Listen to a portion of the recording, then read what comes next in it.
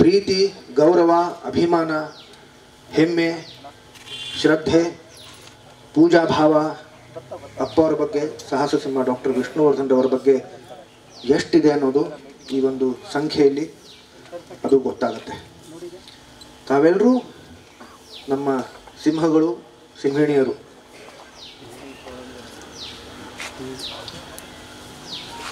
ಈಗ ಇತ್ತೀಚೆಗೆ ಅಭಿಮಾನ್ ಸ್ಟುಡಿಯೋದಲ್ಲಿ ಏನು ದುರ್ಘಟನೆ ಆಯಿತು ಅದು ಅತ್ಯಂತ ಖಂಡನೀಯ.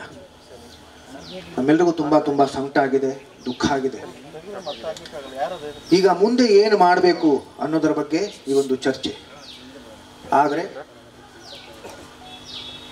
ನಮ್ಮ ಭವಿಷ್ಯವನ್ನ ನಿರೂಪಿಸಬೇಕಾದ್ರೆ ಅಥವಾ ಒಂದು ಕಟ್ಟಡಕ್ಕೆ ಕಲಶವನ್ನ, ನಾವು ದೇವಸ್ಥಾನಕ್ಕೆ ಒಂದು ಕಲಶವನ್ನ ಏರಿಸಬೇಕಾದ್ರೆ ಅದರ ಬುನಾದಿ, ಅದರ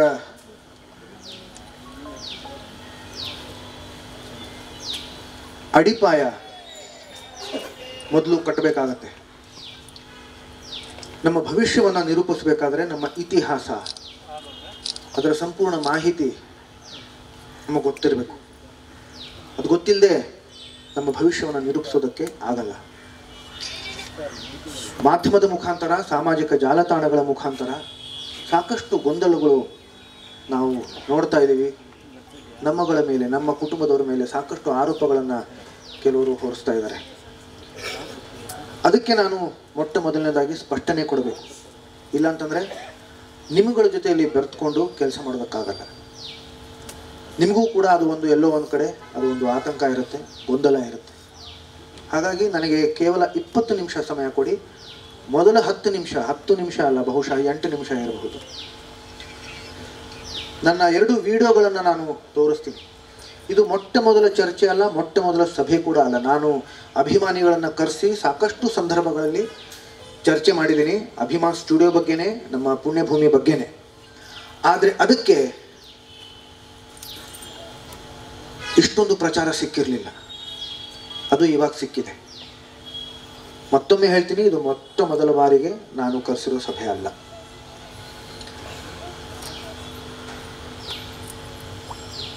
ಆ 2 ವಿಡಿಯೋಗಳನ್ನು ತಾವು ದಯವಿಟ್ಟು ನೋಡಿ. ಒಂದು ವಿಡಿಯೋ ಬಹುಶಃ 8-9 ವರ್ಷಗಳ ಹಿಂದೆ ಮಾಡಿರ್ತಕ್ಕಂಥ ವಿಡಿಯೋ. ಅದು ಅಭಿಮಾನಿಗಳನ್ನು ಕರೆಸಿದ್ದೆ. ಇದೇ ನಮ್ಮ ಹಳೆ ಮನೆ ಇತ್ತು, ಆ ಹಳೆ ಮನೆಗೆ ಕರೆಸಿದ್ದೆ. ಆವಾಗ ದಯವಿಟ್ಟು ಎಲ್ಲರೂ ಸ್ವಲ್ಪ ಫೋನ್ಗಳನ್ನು ಸೈಲೆಂಟಲ್ಲಿ ಇಡಿ. ಅಲ್ಲಿ ಕರೆಸಿದ್ದೆ. ಆವಾಗ ನಾನು ಮಾತಾಡಿರೋ ವಿಡಿಯೋ ನನ್ನ ಸಾಮಾಜಿಕ ಜಾಲತಾಣಗಳಲ್ಲೂ ನಾನು ಇತ್ತೀಚಿನ ಒಂದು ವಾರದ ಹಿಂದೆ ನಾನು ಅದನ್ನು ಹಾಕ್ಕೊಂಡಿದ್ದೆ. ಅದಕ್ಕೆ ಅಷ್ಟೊಂದು ವೀಕ್ಷಣೆ ಬಂದಿಲ್ಲ. ಹಾಗಾಗಿ ನಾನು ಇದನ್ನು ತೋರಿಸ್ಬೇಕು. ನಾನು ನೋಡಿದ್ರೆ ನಿಮ್ಗೆ ಗೊತ್ತಾಗುತ್ತೆ ಅದು 8-9 ವರ್ಷಗಳ ಹಿಂದೆ ಮಾಡಿರ್ತಕ್ಕಂಥ ವಿಡಿಯೋ ಅಂತ. ನಾನು ದಾಡಿ ಬಿಟ್ಕೊಂಡೆ ಈಗ 8-9 ವರ್ಷ ಆಯಿತು. ಅದರ ಹಿಂದೆ ಇರ್ತಕ್ಕಂಥ ವಿಡಿಯೋ. ಮೊದಲು ಅದನ್ನು ನೋಡೋಣ. ಅದಾದಮೇಲೆ 2.5 ವರ್ಷಗಳ ಹಿಂದೆ, ಅಂದರೆ ನಮ್ಮ ಸ್ಮಾರಕ ಇನ್ನೂ ಉದ್ಘಾಟನೆ ಆಗಿರಲಿಲ್ಲ, ಮೈಸೂರು ಸ್ಮಾರಕ ಇನ್ನೂ ಉದ್ಘಾಟನೆ ಆಗಿರಲಿಲ್ಲ. ಅದಕ್ಕೆ ಮುಂಚೆ ನಾನು ಇಲ್ಲೇ ಕರೆಸ್ಕೊಂಡಿದ್ದೆ, ಹೊಸ ಮನೆಗೆ ಕರೆಸ್ಕೊಂಡಿದ್ದೆ. ಆವಾಗ ಅವ್ರಗಳ ಜೊತೆಯಲ್ಲಿ ಚರ್ಚೆ ಮಾಡಿರ್ತಕ್ಕಂಥ ವಿಡಿಯೋ. ಆ 2 ವಿಡಿಯೋಗಳನ್ನು ನಾವು ನೋಡೋಣ. ಅದಾದಮೇಲೆ ನಾನು ಮಾತಾಡ್ತೀನಿ. ಮೊದಲನೇದಾಗಿ ನಮ್ಮ ಸಿಂಹಗಳು ಇವತ್ತು ಏನು ಬಂದರು, ಅವರ ಸಂಖ್ಯೆ ನೋಡಿ, ಅವರ ಒಂದು ಉತ್ಸಾಹ ನೋಡಿ, ಪ್ರೀತಿ ನೋಡಿ, ಆತ್ಮೀಯತೆ ನೋಡಿ ತುಂಬ ಸಂತೋಷ ಆಯಿತು. ಅವರಿಗೆ ನಾನು ಧನ್ಯವಾದಗಳನ್ನು ಹೇಳ್ತೀನಿ. ಎರಡನೇದಾಗಿ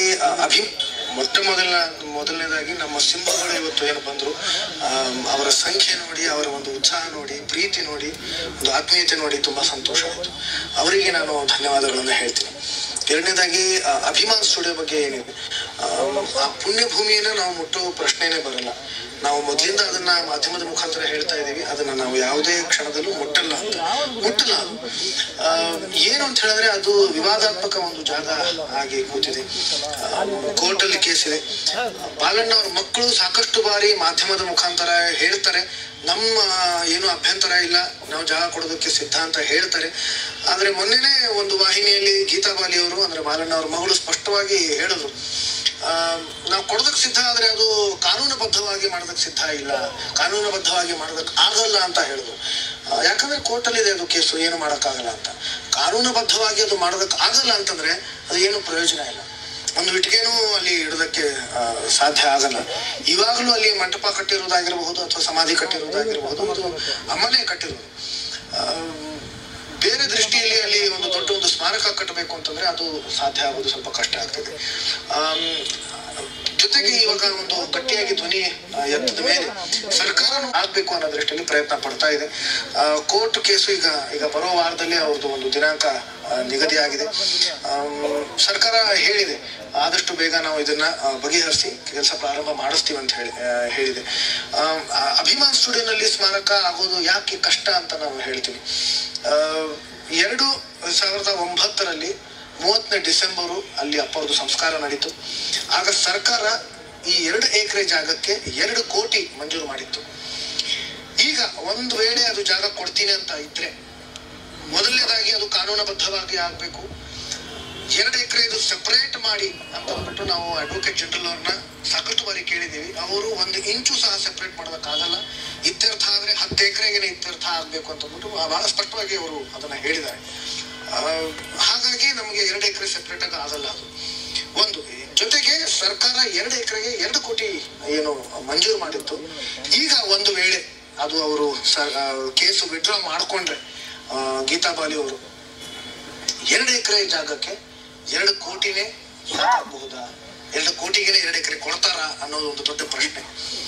ಬಾಲಣ್ಣವ್ರ ಮಗ ಹೇಳ್ಕೊಂಡಿದ್ದಾರೆ, ನಾವು 150 ಅಡಿ ಬೈ 50 ಅಡಿ ಉಚಿತವಾಗಿ ಸರ್ಕಾರ ಕೊಡ್ತೀವಿ, ಸ್ಮಾರಕ ಕಟ್ಕೊಳ್ಳಿ ಅಂತ ಅಂದ್ಬಿಟ್ಟು ಹೇಳಿದ್ದಾರೆ.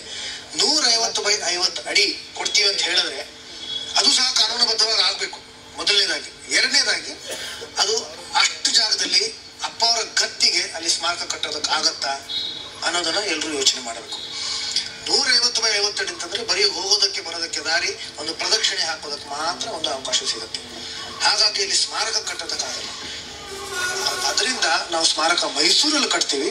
ಇಲ್ಲಿ ಪುಣ್ಯ ಭೂಮಿಗೆ ಸಿಗಬೇಕಾದ ಏನು ಒಂದು ಆದ್ಯತೆ ಇದೆ ಅದು ಸಿಗಬೇಕು ಅನ್ನೋ ದೃಷ್ಟಿಯಲ್ಲಿ ನಾವು ಪ್ರಯತ್ನ ಪಡ್ತೀವಿ. ಇಷ್ಟು ಇದೆ. ಜೊತೆಗೆ ಸಾಕಷ್ಟು ಜನಗಳು ಕೂತ್ಕೊಂಡು ಇದು ವ್ಯಾಪಾರೀಕರಣ ಇಲ್ಲಿ ನಡೀತಾ ಇದೆ ಅಂತ ಅಂದ್ಬಿಟ್ಟು ಒಂದು ಅಪವಾದ ಇದೆ. ದಯವಿಟ್ಟು ಎಲ್ಲರೂ ಅರ್ಥ ಮಾಡ್ಕೋಬೇಕು, ನನಗೆ ತಿಳಿ ಹೇಳಬೇಕು ಇದು ಹೇಗೆ ಇಲ್ಲಿ ವ್ಯಾಪಾರೀಕರಣ ಮಾಡೋದಕ್ಕೆ ಸಾಧ್ಯ ಅಂತ. ಯಾಕಂತಂದ್ರೆ ಇಲ್ಲಿ ಏನೇ ಆದ್ರೂ ಸಹ ಇಲ್ಲಿ ನಾಳೆ ಇನ್ಸ್ಟಿಟ್ಯೂಟ್, ಒಂದು films and television institute of India ಅದರ ಒಂದು ಶಾಖೆ ಆದ್ರೂ ಕೂಡ ಮೈಸೂರಲ್ಲಿ ಅದು ರಾಜ್ಯ ಸರ್ಕಾರ ಹಾಗೂ ಕೇಂದ್ರ ಸರ್ಕಾರದ ಒಂದು ಜಂಟಿ ಯೋಜನೆ ಆಗುತ್ತೆ. ಇದು ನೀವು ಮಾಡಿ ಅಂತ ನಾವು ಕೇಳ್ತಾ ಇದೀವಿ. ಇದು ಸರ್ಕಾರದ ಟ್ರಸ್ಟ್, ಸರ್ಕಾರದ ಜಾಗ, ಸರ್ಕಾರದ ದುಡ್ಡು, ಅದಕ್ಕೆ ಮಾನ್ಯ ಮುಖ್ಯಮಂತ್ರಿಗಳ ಅಧ್ಯಕ್ಷರು. ಇದು ಇಲ್ಲಿ ವೈಯಕ್ತಿಕ ಕುಟುಂಬಕ್ಕೆ ಅಥವಾ ಒಬ್ಬ ವ್ಯಕ್ತಿಗೆ ಜೋಬು ತುಂಬಿಕೊಳ್ಳೋದಕ್ಕೆ ಅವಕಾಶ ಇಲ್ಲ, ಸಾಧ್ಯತೆನೇ ಇಲ್ಲ, ಆಸ್ಪದನೇ ಇಲ್ಲ. ಇದನ್ನ ದಯವಿಟ್ಟು ಅರ್ಥ ಮಾಡ್ಕೋಬೇಕು. ನಾಳೆ ಇದು ಇನ್ಸ್ಟಿಟ್ಯೂಟ್ ಆದ್ರೆ ಇದು ಕನ್ನಡಿಗರಿಗೆ ಒಂದು ಹೆಮ್ಮೆಯ ವಿಷಯ ಆಗುತ್ತೆ, ಇಡೀ ಕರ್ನಾಟಕಕ್ಕೆ ಒಂದು ಕೊಡುಗೆ ಆಗುತ್ತೆ. ಇದನ್ನ ದಯವಿಟ್ಟು ಎಲ್ಲರೂ ಅರ್ಥ ಮಾಡ್ಕೋಬೇಕು. ನಮ್ಮ ಅಭಿಮಾನಿಗಳಿಗೆ ಹೇಳ್ತಾ ಇದ್ದೀನಿ ನಾನು ಈ ಒಂದು ಇದರ ಮುಖಾಂತರ, ಮಾಧ್ಯಮದ ಮುಖಾಂತರ, ಯಾರು ಸಹ ದಯವಿಟ್ಟು ತಮಗೇನಾದ್ರೂ ಬೇಜಾರಿದ್ರೆ, ದುಃಖ ಏನಾದ್ರೂ ಆಗಿದ್ರೆ ದಯವಿಟ್ಟು ನಮ್ಮನ್ನ ಕ್ಷಮಿಸಿ ಅಂತ ನಾನು ಕೈ ಮುಗಿದು ಕೇಳ್ಕೊತೀನಿ. ನಾವೆಲ್ಲರೂ ಜೊತೆಲಿ ಇರಬೇಕು, ಜೊತೆಲಿ ಪ್ರೀತಿಯಿಂದ ಇರಬೇಕು. ಅದೇ ಒಂದು ದೊಡ್ಡ ಶಕ್ತಿ. ತಾವುಗಳು ಸಿಂಹಗಳು ನಮ್ಮ ಜೊತೆಲಿ ಇದ್ರೆ ಅದು ಒಂದು ದೊಡ್ಡ ಶಕ್ತಿಯಿಂದ ಈ ಒಂದು ಸ್ಮಾರಕ, ಈ ಒಂದು ಪುಣ್ಯ ಭೂಮಿ ಆದಷ್ಟು ಬೇಗ ಅದಕ್ಕೊಂದು ಆದ್ಯತೆ ಸಿಗುತ್ತೆ, ಒಂದು ನಿರ್ಮಾಣ ಆಗತ್ತೆ ಅಂತ ನಾನು ಹೇಳ್ತೀನಿ.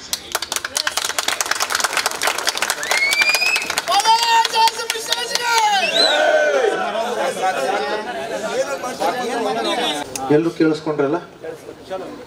ಒಂದು 8-9 ವರ್ಷಗಳ ಹಿಂದೆ ನಾನು ಮಾತಾಡಿರ್ತಕ್ಕಂಥ ವಿಡಿಯೋ ಅಭಿಮಾನಿಗಳ ಸಮ್ಮುಖದಲ್ಲಿ, ಎರಡನೇ ವಿಡಿಯೋ 2.5 ವರ್ಷಗಳ ಹಿಂದೆ ಮಾಡಿರ್ತಕ್ಕಂಥ ವಿಡಿಯೋ. ನಮ್ಮ ಹೇಳಿಕೆ ಏನಿದೆ, ನಮ್ಮ ಅನಿಸಿಕೆ ಏನಿದೆ, ನಮ್ಮ ಭಾವನೆ ಏನಿದೆ, ಬಹುಶಃ ಅದು ಈ 2 ವಿಡಿಯೋಗಳ ಮುಖಾಂತರ ನಮ್ಮೆಲ್ರಿಗೂ ಅದು ತಲುಪಿದೆ ಅಂತ ಅನ್ಸುತ್ತೆ. ನಮ್ಮ ಮೇಲೆ ಇತ್ತೀಚೆಗೆ ಆರೋಪಗಳನ್ನು ಮಾಡಿದ್ರು. ಇಲ್ಲಿ ತೆರವುಗೊಳಿಸ್ತಾ ಇರೋ ವಿಷಯ ನನಗೆ ಗೊತ್ತಿತ್ತು ಅಂತ. ನಾನು ಸ್ವಲ್ಪ ದುಡ್ಡು ತಗೊಂಡಿದ್ದೀನಿ ಅನ್ನೋದು ಬಂತು.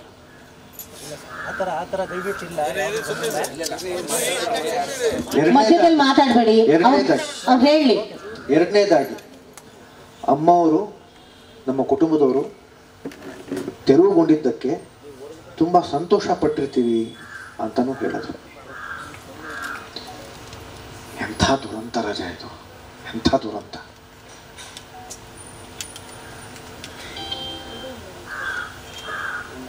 ಎಂಥ ವಿಕೃತವಾದ ಮನಸ್ಸು ಇರಬೇಕಿದು.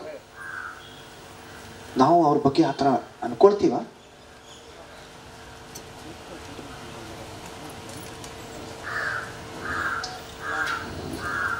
ತಂದೆ ಸಮಾಧಿ ಅದು ತೆರವುಗೊಂಡ್ರೆ ನಾವು ಸಂತೋಷ ಪಡ್ತೀವ, ಅಥವಾ ಅದು ತೆರವುಗೊಳ್ಳೋದಕ್ಕೆ ನಾವು ದುಡ್ಡು ತಗೊಳ್ತೀವ? ಅಂಥ ದುಡ್ಡು ನಮಗೆ ಬೇಕಾ? ಅವಶ್ಯಕತೆ ಇದೆಯಾ? ಎಂಥ ಆರೋಪ ಇದು?